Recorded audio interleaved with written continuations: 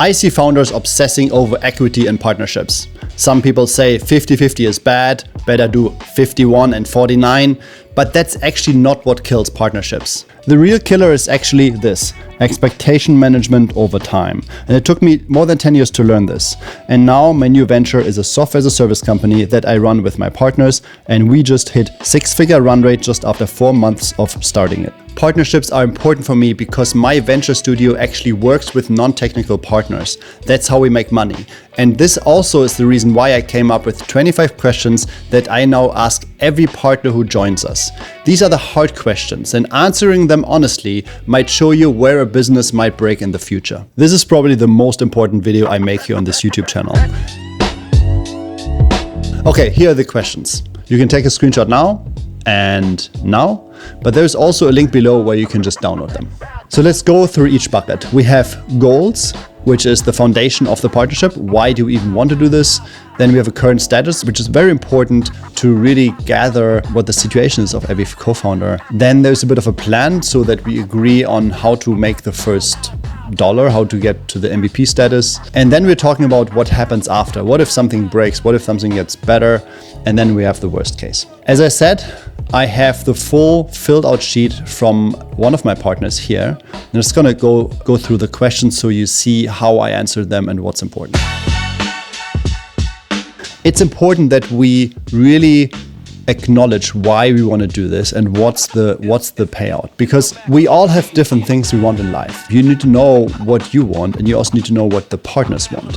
Especially here with the partnership that I have with my partner here. He's from a developing country and I'm from a developed country. So there are different goals that we want in life and different kind of lifestyles that we have. So I'm investing the money, he is investing the sweat equity, he's basically building the company. We have different goals, but the goal for the company is the same. So what you're going to do is you take this sheet here, you copy all the questions, and then write down the answer, and then you compare them after a minute or so. So for the goal, this should be aligned, and it is aligned because we talked about this before. This is what you usually do when you have all these discussions before we even do any commitment. Usually partners talk a lot before they do anything.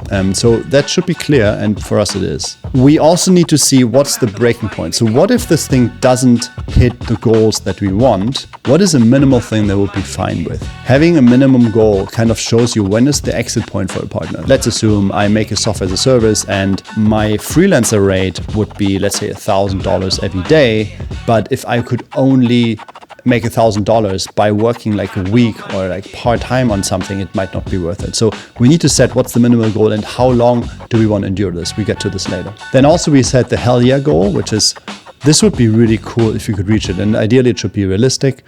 And also very important are anti-goals. So anti-goals means what do we want not to happen. So in our case, what do we want not to happen is that my partner is being bound too much in the business, because we have another thing going on and I don't want him to compromise his time currently for this new venture. I think the goal section is pretty clear. This is the easiest part. Let's get to the hardest part.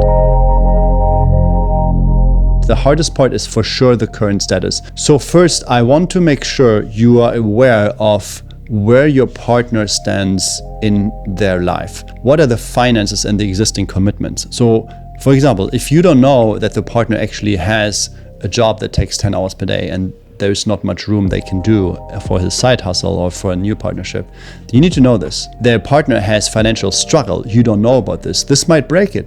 And this has happened to me before where I didn't have any kind of finances in my background. I had to basically make a paycheck from the startup we had. And that was also the reason why I got out of a software as a service business around 10 years ago, because I needed to pay my rent and I couldn't from that startup. To know this stuff is very important. The next thing is knowing a bit about a partnership experience. What if the partner had 3 other businesses that failed?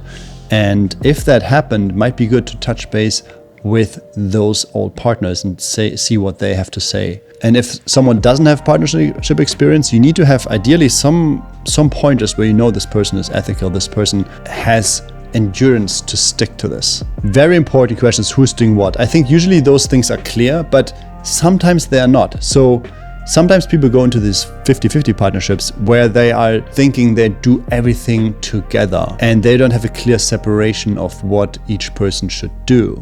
What are the expectations? So for example, in my venture studio, by the way, this is my venture studio here, pairing.dev, we basically work with non-tech co-founders. They bring in the community and the sales experience, and we just build the tech behind them. It's very clear that they have to do the sales.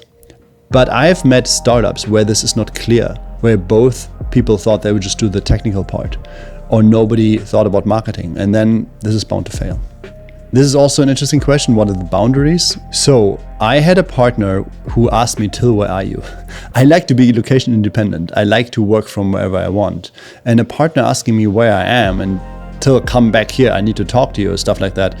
That kind of, I would say I have a problem with authority, as with most entrepreneurs, and I think you can relate to me a bit. Someone calling me, asked me where I am, just gave me a really bad feeling in my chest, and actually we had to dissolve the partnership maybe half a year later after that. So yeah, I'm just writing down what are my boundaries. If I need to put in more money but nothing comes back, for example, and so I wrote down exactly my boundaries. Also, I would hate it when there is no update. So I expect an update every month at least, and metrics. Our nature of this partnership is that my partner runs the whole thing and I just invest money and I do some consulting. That's basically it. This is very important. My partner said, disrespect. Okay, sure. There's some relationship coach came, or some researcher came up with the prediction for divorces, and he said once there's resentment, then you can pretty much predict the divorce somewhere like a couple of months or a few years later after first noticing the resentment. So yeah, disrespect, resentment, this is similar. It's fine if there's a difference. Everybody has their own boundaries and they need to be respected.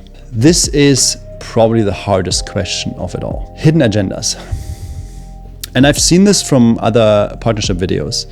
Some people want a partnership because they feel lonely. If you feel lonely as a business owner, as an entrepreneur, as a freelancer, then you have to join a community. Something like, I'm part of this thing here, Dynamite Circle. So I joined these guys here, and this has been my remedy for loneliness. So if I want to talk to other founders, I just hop on the forum. Hey, let's talk about business. I want to vent. I have something to discuss. Loneliness shouldn't be the reason why you're searching for a business partner. Okay, very important. We want to do this for profit. And a lot of people are not aware of this. I've seen many people, so I'm from Germany. I've lived in Berlin for some time, and I saw a lot of people wanting to change the world for the better. They built some kind of fancy startups, I say. They're basically playing startup. And what they're missing is that the basic KPI, the metric where you can measure if a business is successful or not, is the profit that comes out in the end of the year. Without that profit, it's not a viable business. Yeah, I mean, you could drive the profit down like Amazon and build something huge, but eventually there need to be a profit. Something needs to grow. And if that's not the case and you're doing this for other personal reasons, you need to find out these reasons. So the way you answer it is you basically list down all the reasons why you want to do this business. It's a prioritized list. You start with the most important reason, and then what you do is you flip the list and you answer the list from the bottom to the top, and you just be very vulnerable and very honest of what that is. I did it here, 1 to 3. I don't want to put on YouTube. That's my boundary. It's too much. It's too personal, and it's also too tied to the business. But then deep down, I feel accomplished as an entrepreneur. Yes, I'm financially free. I have a lot of money in the bank, and my business runs well. But I still feel I want to do more. I still feel I want to prove myself. I guess that's my imposter syndrome. But I'm honest about this. I put this here, and this feels like if I can make this happen, this would be a win. It would be great for me. The product is exciting, and also this could be a cool YouTube video. So even if it fails, I could make a cool YouTube video about this. It would be an expensive YouTube video, but I could make a fun YouTube video. So what you then do, both partners write this down. Here, then you put in how much would you rate this. And my partner gave me a 10 out of 10 just for this sentence here. So this is very important. You got to be very honest about this. If you say you're lonely, if you say you just like to work with this person, or it's like, or let's say you want to build a business with your partner, with your love partner, say that. And it's a very important data point. And the last very important question is there a substitute for that partner? Could you just hire that out? Because if you could hire that out, then you might be better off, because someone you hire, you can also fire. A partner, you usually can't fire, or it's very hard.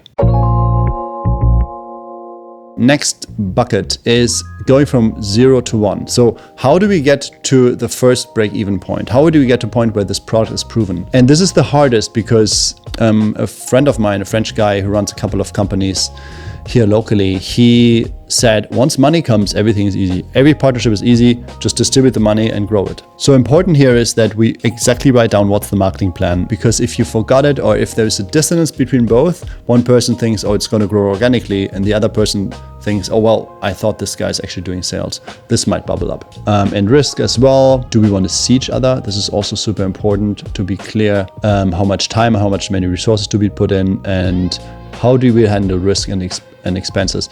I really dislike if one partner is just exploiting the company with costs that they actually pull out for their personal gain. And I've seen that. I've seen a friend of mine having a co-founder with a huge private office, and he didn't even know about it. It was just company expense. That stuff is important to know. For another partnership we have in my venture studio, where we do it in the way that we have a revenue share. So we take care of all the costs. So if I want to hire a better engineer, or if I want to upgrade the servers, I can do that. It's my expense. So this gives me the huge advantage that I don't need to ask my partners for permission. I can just do that. So that has other advantages to do it in a different way, but some businesses cannot do that. So sometimes you just need to distribute profits. You cannot do a revenue share. Then we have the extreme examples. This is very important because we need to know where the breaking points are. What happens if something bad or if something really good happens? What are we going to do?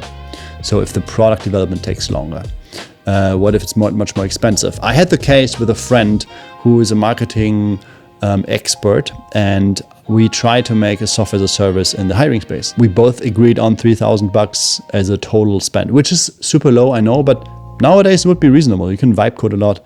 And with my team, I produced more cost. And at one point I was at 10,000. So basically there were a couple of thousand that needed to be paid from my partner to me to get the cost even back to 50-50. And that was the point where it broke. And we said it, but we didn't have a clear written contract. Like, we only put in 3,000 per person. If we would have that, I would have cut down on the project a lot.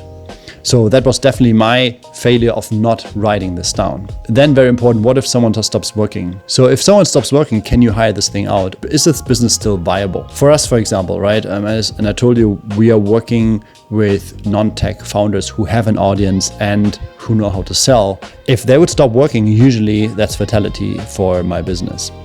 So it hasn't happened before, luckily, but it still needs to be known as a risk and written down. And then what if someone just wants to exit? Would this still survive?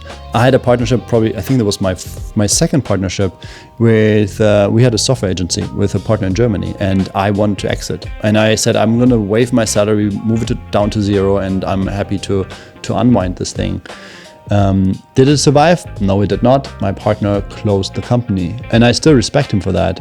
But that also means that his reason to run that company, even of me not being there, meant he didn't want to run it. So he was in there with personal reasons, probably. And so back then we didn't have these questions. I think it would have been a good idea back then to even ask these questions, but we didn't know. And then what if it explodes? If the success is so high, how do we manage this thing? Can we go all in? Can we be there for the business as it grows? It's very important. And I think what we wrote down here, we just get prepayments and then I give a short-term loan. This would be my solution here. And if it's even more than that, we can just sell it right away. Okay, I mean, these hypothetical examples, but it's important to talk about it. So for example, what we figured out when we made these questions, that the answer that you see there, we noticed that my partner doesn't want to sell. But it also puts me in the know that this won't be any kind of big windfall for me at one point. It will be a lifestyle business. It will probably run, and it only gets sold if it's like a huge offer. Okay, and the last thing is the worst case. Who holds the leverage? If it's not bad enough to call the lawyers, but there's still some shit happening before, what is the worst case that could happen to one person if the other person would act malicious? So for example, if someone owns the domain and who wants to act malicious, they could just point the domain to something else and totally screw up the business. I'm not saying these are realistic scenarios. Usually those things don't happen. I've never seen that kind of bad happening. but it's still good to write that down, especially for software as a service businesses. If someone is developing the software and the non-tech partner does not have any insight or not even access to the code or not even access to the developer, that's a huge leverage for the technical partner. I haven't had any issues like this. We were always very ethical. We always gave access to the code and we gave access to the developers, to our partners, and this has not been an issue. But I can see if someone would act maximally malicious, this could be an issue. So it's just important to write this down so that you know if something goes bad, what's the maximum it could go bad for. Good. And the last question is, hate is a strong word, but I didn't find a better one. If there's a better one, please leave a comment below and let me know what you think. This is actually the question from Alex Hormozy. He says a business partnership needs to work even if the business partners hate each other. Because if that's the case, then, and the business still runs, then it's probably good business deal. These are all the questions I know. What do you think? Let me know in the comments below.